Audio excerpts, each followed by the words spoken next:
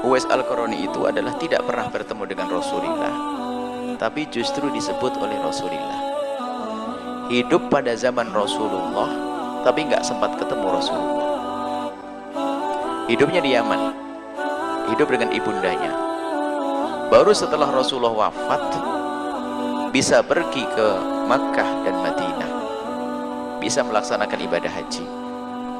Akan tapi di situ sahabat Nabi pernah mendengar Rasulullah menyanjung orang yang namanya Uwais, termasuk Khalifah Umar bin Khattab dan yang lainnya. Di dalamnya ada Sayyidina Imam Ali bin Abi Thalib.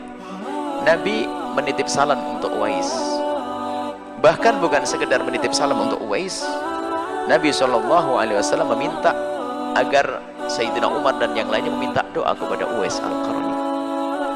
Kalau sudah orang-orang disebut seperti itu, tentu penasaran, siapakah gerangan si Uwais? Mungkin dia seorang kiai gede, punya pondok besar, jamaahnya gede, punya sering kelihatan di televisi atau apa gitu. Ya enggak? Mungkin khayalan kita begitu, kalau orang baik mesti masyhur, karangannya, kitabnya banyak, muridnya banyak. Wah, ini. Kan dia khayalannya begitu. Wong disebut oleh Rasulullah.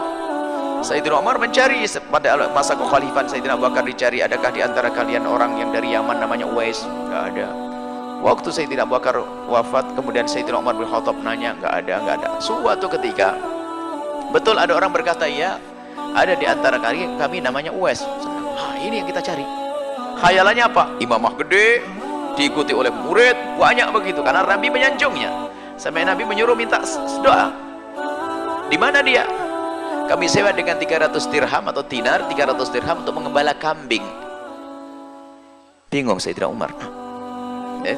Makanya jangan rendahkan orang. Oh gitu. Di mana dia? Di sana mengembala kambing. Di Padang. Jadi dia itu diajak haji karena Uwais nggak punya duit. Maka kamu boleh ikut haji bersama rombongan kami ya Uwais. Cuman kerjamu apa? Miara kambing. Orang dulu tuh nggak ada duit, nggak ada catering di Mekah tuh nggak ada. Jadi bawa kambing sendiri, beleh itu. Jadi bawa unta, bawa kambing di perjalanan itu sambil makan nanti. Sambil dikasih cari makan, kambingnya dimakan. Dan setelah itu dicari oleh Sayyidina Umar bin Khattab sama Sayyidina Ali, dicari, ketemu orang compang-camping. Bukan ulama, bukan ini, pengembala kambing.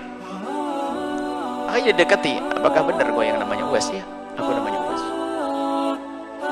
Lalu Uwais bertanya, siapa kau? Aku adalah Umar bin Khattab, khalifah. Sama-sama kaget. Ini khalifah, bang datangi dia. Ada apa?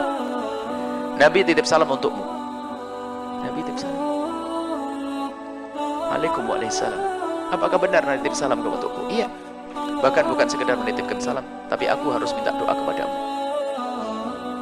Uwais bukan orang sombong, ya tak doain terus. Uwais mengatakan, kayak orang biasa, orang awam.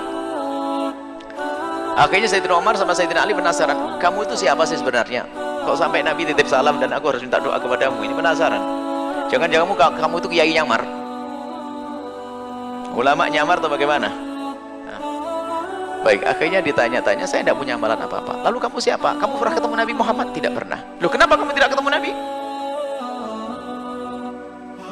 Baru dia menitikkan air mata.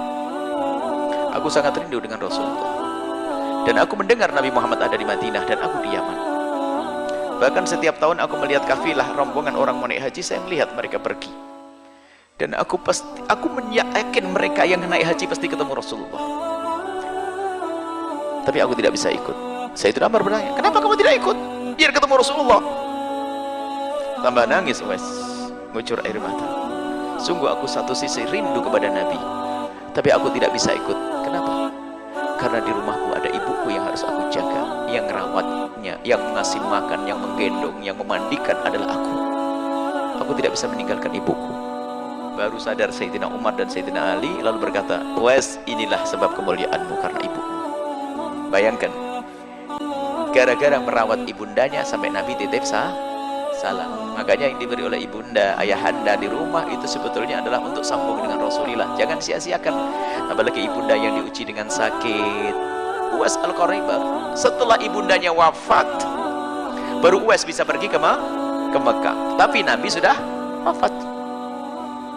Makanya Uwais Al-Qarani disebut dengan Sayyidut Tabi'in, tuannya para tabi'in. Hidup pada zaman Nabi tapi tidak bertemu Nabi. Itulah keutamaan seorang ibunda. keutamaan seorang ayah, keberkahan ada di sana. Sekarang bapaknya dibentak-bentak, belum mati sudah ditanya mana warisannya, kurang ajar bener itu anak. Bapaknya masih hidup ditanya, Pak warisan saya mana? Wah mati duluan kau nanti anak. Wah hati-hati, tanya ke bapaknya kok warisan. Warisan itu adalah orang yang mati baru diambil warisannya. Bapaknya masih hidup ditanya warisan, apalagi bapaknya lagi sakit. Ya Allah, kurang ajar bener itu anak. Pak, bapak sudah sakit-sakit, warisannya mana? Wah doain bapaknya mati. Awas, hati-hati. Ayahandamu, ibundamu, kalau pengen bahagia kuncinya ada di sana. Kalau ada 5 bersaudara, siapa yang paling berbakti kepada bapak ibunya paling baik, dia yang paling sukses di dunia dan di akhirat. Nggak bisa dibantah, ini rumus. Urusannya hati. Kalau pengen jadi kayak Uwais Al-Qarani, mulia, disanjung sampai hari ini. Allah, Uwais Al-Qarani disalami oleh Nabi, disanjung oleh sampai hari ini, dan dia di surga mulia. Padahal dia tidak ketemu Nabi, tapi disalami Nabi karena ibundanya. Allah alam bisawab.